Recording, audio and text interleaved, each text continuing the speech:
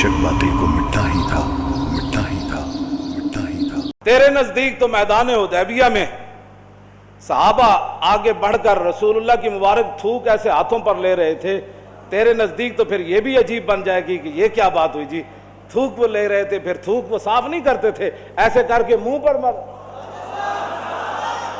तेरे नजदीक तो ये भी जुर्म बन जाएगा, ये जी बड़ा एक मुकद्दस मजहब है हमारा दीन, बड़ी तहारत वाला, तेरे नजदीक तो ये भी जुर्म बन जाएगा, लेकिन तेरे नजदीक तूने तो दीन को माना ही नहीं, तेरे नजदीक ये जुर्म है। लेकिन उर्वा बिन मसूद जब वापस गए मुशरिकीन मक्का की तरफ से मुज़ाकरात करके मैदान हुदैबिया में वापस गए तो मुशरिकीन मक्का ने कहा क्या खुशखबरी लाए हो, क्या हुजूर अलैहिस्सलाम हुदैबिया से वापस चले जाएंगे, क्या हमारा मक्का बच जाएगा फतह होने से, क्या अरब के अंदर हमारी हुकूमतें रहेंगी, या रसूलुल्लाह गालिब आ जाएंगे। उसने कहा न पूछो। उन्होंने कहा क्या हुआ, उन्होंने कहा कौम वल्लाहि लक़द वफ़द्तु अलल मुलूक व वफ़द्तु अला कैसर व किस्रा व नजाशी वल्लाहि इन रअयतु मलिकन क़त्तु युअज़्ज़िमुहु अस्हाबुहु मा युअज़्ज़िमु अस्हाबु मुहम्मदिन मुहम्मदा।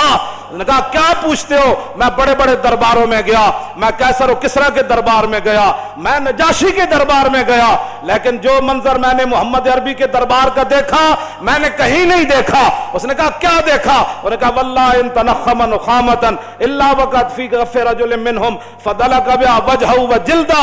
उसने कहा मैंने देखा कि जब नबी अलैहिस्सलातु वस्सलाम मुबारक थूक जमीन पर फेंकते हैं तो 1400 सहाबा हाथ लेकर दौड़ पड़ते हैं, हुजूर यहाँ फेंके, हुजूर यहाँ फेंके, और जब हुजूर थूक मुबारक फेंक देते हैं फिर वो अपने हाथों पे मलकर अपने मुंह पर मलते हैं ऐसे करके। वैज़ा तवद्दा कादू यक्ततिलूना अला वुदुई, जब रसूलुल्लाह वुजू फरमाते हैं तो वुजू का पानी लेने के लिए सहाबा ऐसे दौड़ते हैं, करीब है कि एक दूसरे को कत्ल कर दे कि यार जोर का तूने लिया, असर का तो मुझे लेने दे कम अज कम। वमा युहिद्दूना नज़रा इलैहि ताज़ीमन लहू, फरमाया ऐसे आंख उठाकर भी हुजूर की तरफ नहीं देखते, कहीं देखना भी बेअदबी न बन जाए। वैज़ा अमरहुम इब्तदरू अमरा, हुजूर एक को हुक्म देते हैं जाओ जाकर ये काम करके आओ, 1400 सहाबा उस हुक्म को बजा लाने के लिए दौड़ पड़ते हैं। तेरे नजदीक तो ये ऐब बन गया, लेकिन उर्वा बिन मसूद के ईमान का सबब बन गया। ये क्या बातें लोग करते हैं, ये बातें करके तुम क्या समझ सकते हो, नामूस रिसालत का मसला छुप जाएगा या उम्मत इसमें मुदानत कर जाएगी। ना ना, उम्मत जिंदा जां के मिल्लत राहयात अज़िश्क्यूस और बरगो साजे कायनात अज़िश्क्यूस। इकबाल कहता है उम्मत मुस्लिमा जिंदा है, जिंदा रहेगी, गालिब है, अब कोई बात नहीं, फरंगीरा दिले जेरे नगी नेस्त। क्यों जी, कोई बात नहीं, ये 4 दिन अमेरिका कर ले जो करना है। अफगानिस्तान को लिताड़ने के बाद एक बंदा भी उसके काबू ऐसा नहीं आया जो कहे मेरा ईमान ले लो मुझे पैसे दे दो, एक बंदा भी उसके काबू में नहीं आया जो गवानता नामू बे में तुमने उलमा की दाढ़ियां मूंड दी और पत्नी के पिंजरों में बंद किया जैसे हवानों को बंद किया जाता है, लेकिन उन पिंजरों में वो बंद रहे, कुरान की तिलावतें वहां भी वो करते रहे, हाँ इस्लाम के वहां भी उन नाम। इकबाल कहता फरंगीरा दिले जेरे नगी नेस्त, इकबाल कहता आज तक फरंगी एक दिल ते काबू नहीं पा सके, मुल्क था जी हाँ मतायू मुल्कस तो दीन नेस्त, उन्हें क्यों ना मुल्क ते कब्जा जरूर किया है लेकिन दीन ते कब्जा नहीं कर सके। हाँ जितना मर्जी जहां भी कितनी कितनी पाबंदियां लगी, मस्जिदों के स्पीकर उतरे, बिलाल शरीफ पर पाबंदियां लगी, मुमताज कादरी तख्तेदार पर लटका और लाख से ज्यादा बंदे तारीख लब्बैक के अंदर चले गए, तो क्या लब्बैक का नारा बंद हुआ? ना ना, अब तो चौकों में थोड़ी देर मोटरसाइकिल भी रुके तो कहता है लब्बैक या रसूल। तवज्जो तवज्जो, हाँ फरंग इकबाल कहना फरंगीरा दिले जेरे नगी नेस्त मतायू मुल्क तो दी नेस्त। उन्हें क्या उसका मता इतना ही है, इराक दे कुएं ते कब्जा कर लिया, तेल दे कुएं लैन आया सी उते कब्जा कर लिया, अफगानिस्तान दे खजाने ते कब्जा करना सी, खजाने लेके चला गया और शाम दे अंदर जेड़ा कुछ होते लुट मार सी अमरीका करके चला गया। लेकिन फिर क्यों लर्जा बर अंदाम है, इतना जुल्म मचाने के बाद फिर अमरीका क्यों परेशान है? क्यों जी, खुदावंदे के दर तोहफे हरीमश। इकबाल कहता जितने चमचे कड़छे गए व्हाइट हाउस का तवाफ करते रहे और मलका बरतानिया का तवाफ करते, खुदावंदे के दर तोहफे हरीमश। कहता वो जितने तुम्हारे चमचे कड़छे गए या हुकूमतें करते रहे और तुम्हारे दरों का तवाफ करते रहे, सद इबलीस तो यकरूहुल अमीन। कहता लखा इबलीस जरूर गए लेकिन मोहम्मद अरबी का एक गुलाम भी तुम्हारा तवाफ करने के लिए नहीं गया। ये बात है। तुम क्या समझते हो हुजूर का दीन ऐसे चला जाएगा? ना ना, ये दीन अपनी पावर रखता है, ہاں اس لیے اس دین پر کوئی غالب نہیں آ سکتا. ملکوں پر تم نے قبضے کر لی, یہاں بھی 100 سالہ برطانیہ رہا تو 1947 کے بعد پھر حضور کے غلام میدان میں آ گئے. تم نے ہمارے کیا چھوڑا, یہاں تو کوئی چیز ہی نہیں چھوڑی, ہر چیز لوٹ کر لے گئے جناب, لائبریریاں لوٹ کر لے گئے, حسین و جمیل پتھر لے کر, وہ کوہ نور جو ہیرا بھی تم لوٹ کر لے گئے. تو کیا پھر وہ ہیرے کی وجہ سے تو ہماری عزت نہیں ہے نا, ہماری عزت تو یہ ہے بمصطفیٰ برساں خیش را کے دی ہماؤز گرباؤ نہ رسیدی تمام بولابیس. امت مسلمہ کی وجہ پتھروں سے نہیں ہے, ہیروں سے نہیں ہے, تیل کے کنویں سے نہیں ہے, روٹی سے نہیں ہے, سڑکوں سے نہیں ہے, جہازوں سے نہیں ہے. امت مسلمہ کی عزت محمد عربی کی غلامی کے اندر نہیں.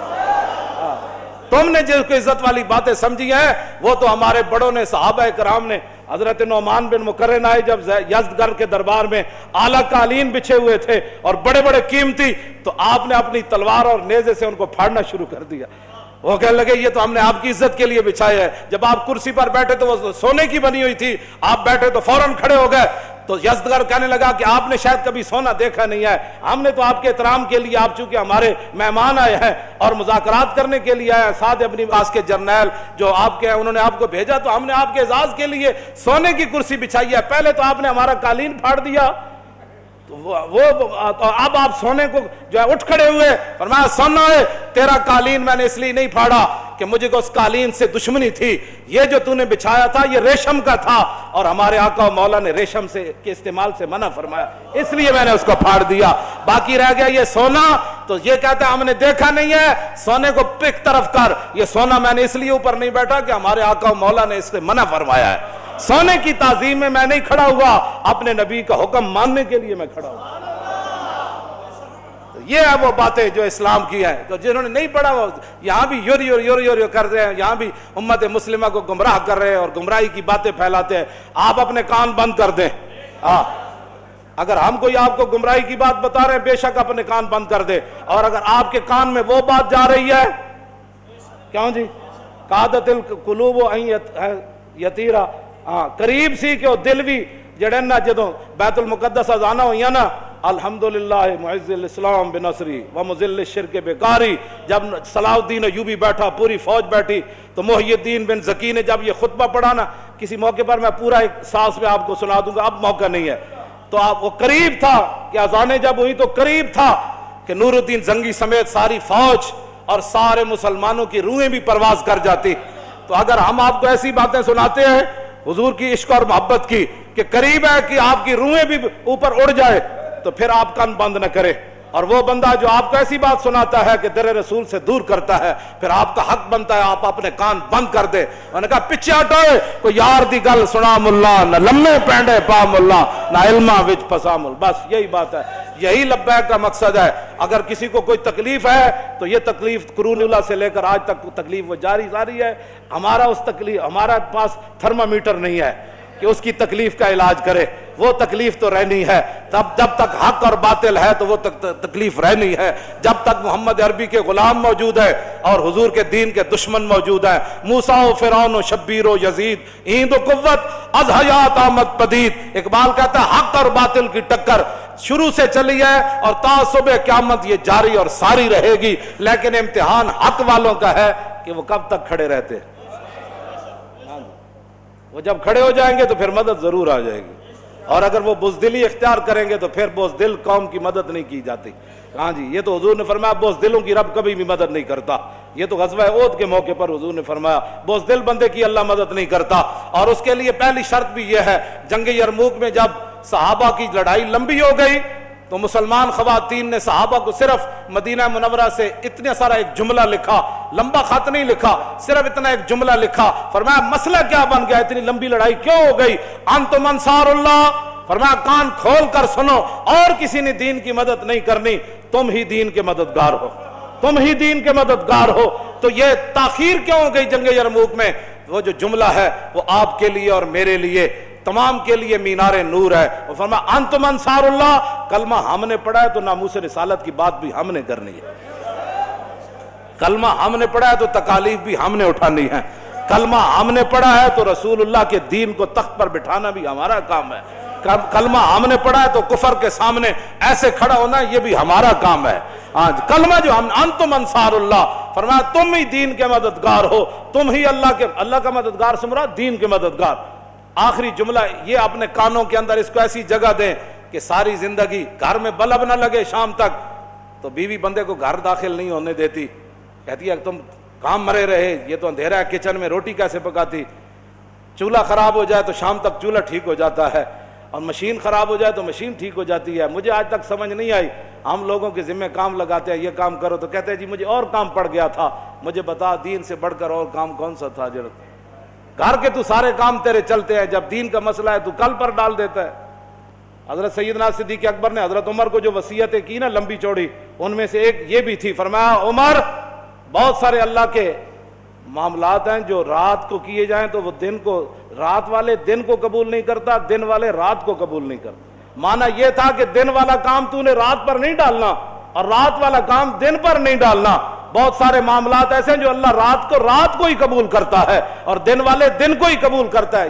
تو یہ حضرت عمر کو وصیت تھی کہ میں تو جا رہا ہوں، یہ نہ ہو کہ کیسر و کسرا فتح ہونے میں تاخیر ہو جائے، میں تو جا رہا ہوں، میں تو ہموار کر کے ساری زمین، یہ نہ ہو کہ حضور کا دین پھیلنے میں کوئی ایک لمحہ بھی تاخیر ہو جائے۔ ہاں یہ حضرت عمر کو صدیق اکبر نے فرمایا آج دین کیوں نہیں تخت پر آ رہا؟ جس سے بات کرو وہ گھر کے لیے تو بڑا مخلص ہے، لیکن جب دین کی بات آئے تو کہتا ہے میرے پاس ٹائم ہی نہیں، میں آپ کے لیے دعا گو ہوں۔ بھائی دعا گو جن کا ہم کام کر رہے ہیں نا وہ دعا ہمارے لیے فرماتے ہیں، ہم نے تیرے لیے دعا کی درخواست نہیں کی، تو دعائیں کرتا رہے لیکن عملاً آنا میدان میں کام کر دین کا کام کرنا کوئی نہیں تو صرف لبیک یا رسول اللہ کے چند بندے تو نہیں نا دین تخت پر لا سکتے۔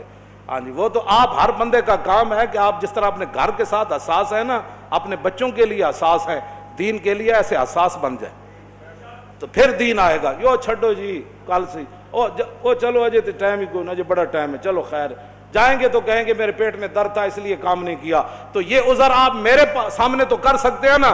اقبال کہتا لرزم از تو شرم چو روزے شمار، پرصدت آب روئے روزگار، حرف حق از حضرت ماں بردئی، پس چراں با دیگرانہ سپردئی۔ اقبال کہتا ہے جب میں قیامت کا تصور کرتا ہوں تو پانی ہو جاتا ہوں، لرزہ پر اندام جا ہو جاتا ہوں، کانپنا شروع کر دیتا ہوں۔ کیوں؟ کہا کہ قیامت والے دن جب رسول اللہ نے پوچھ لیا کہ اقبال اس دین کے لیے تو میں بدر سے لے کر تبوک تک گیا، میں نے 13 سال مکے میں گزارے، اور بتا لوگوں نے مجھے یہاں پتھر مارے، میرے چچا جان کے جگر اور کریجے نکالے اور سارے معاملات ہوئے، بتا تو نے میرے دین کے لیے کیا کیا؟ ایک سوال ہی کافی ہے امت کے لیے، تو کیا کہے گا امتی پھر؟ کیا عذر کرے گا؟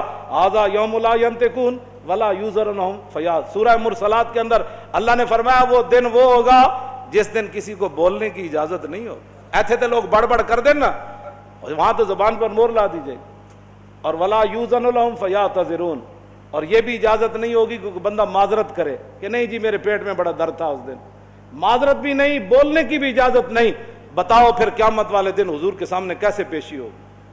اللہ کے سامنے اس دین تو اللہ نے اپنے حبیب کو عطا فرمایا، اس دین کے لیے کوئی کیا کر رہا ہے یہ مجھ سے سوال نہ کرے، اپنے آپ سے پوچھے کہ میں دین کے لیے کیا کر رہا ہوں، اور میں دین کے غداروں کے ساتھ کتنا بیٹھ کر دین کی مخالفت کرتا ہوں، اور میں دین کے غداروں کے ساتھ بیٹھ کر ناموس رسالت کر کیا بک بک کرتا ہوں۔ یہ ساری باتوں کا یہ آپ نہ کہیں، یہ تو لکھا جا رہا ہے نا، یہ اقرا کتابک کفا بنفسک الیوم علیک حسیبا، بس یہ کتاب ہی دی جائے گی، پڑھ لے، ہمیں بتانے کی ضرورت نہیں، تو خود پڑھ لے۔ آج اس دن سے ڈرو جس دن کتاب لیتے ہوئے بھی ووضع الکتاب فتر المجرمین مشفقین مما فی، جس دن مجرم ڈریں گے اس کے اندر تو لا یغادر صغیرۃ ولا کبیرۃ الا احصاها، وہ کہو اس میں تو چھوٹی سی چھوٹی چیز بھی لکھی ہوئی ہے، بڑی سے بڑی چیز بھی لکھی ہوئی ہے۔ تو اپنے آپ کو بدلو۔ یہ صرف تقریریں سننا کوئی مقصد نہیں ہے، حضور کے دین کو آگے لاؤ، آگے منہ آ گیا تو آگے کی طرف چلو، پیچھے کی طرف بس چلو۔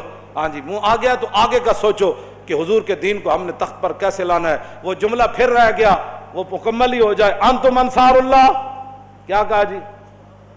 انتم انصار اللہ، تم ہو اللہ کے مددگار۔ صحابہ کو صحابیات نے خط لکھا مدینہ منورہ سے جنگ یرموک میں، فرمایا انتم انصار اللہ، تم ہو اللہ کے مددگار۔ کان کھول کے سنو، واللہ ینصر من نصرہ، اللہ اسی کی مدد کرتا ہے جو پہلے اللہ کی مدد کرتا ہے۔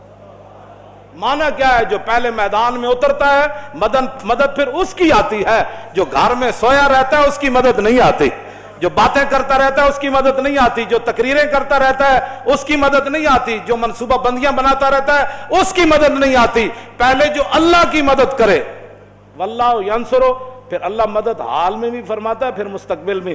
پہلی شرط ہے کہ نصرہ، ماضی میں کسی نے اللہ کی مدد کی ہو، اللہ کے دین کی مدد کی ہو۔